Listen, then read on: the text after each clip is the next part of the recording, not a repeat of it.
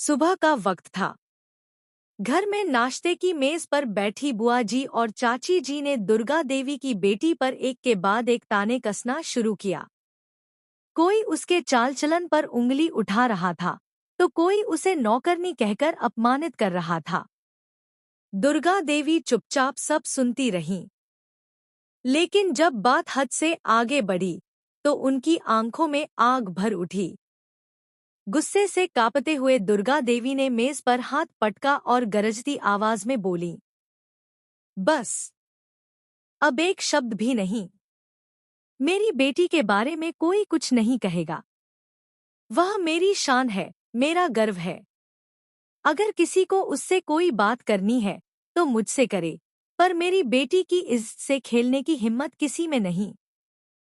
सारा घर सन्न रह गया। बुआ जी और चाची जी के चेहरे सफेद पड़ गए। दुर्गा देवी ने आगे बढ़कर अपनी बेटी का हाथ थाम लिया और कहा, अब मेरी बेटी कहीं नहीं जाएगी। यह उसका घर है और मैं उसे उस जहरीले ससुराल में कभी नहीं भेजूंगी। अब वो हमेशा मेरी छाव में रहेगी। यह सुनकर अहाना की आंखों में खुशी के आंसू छलक पड़े।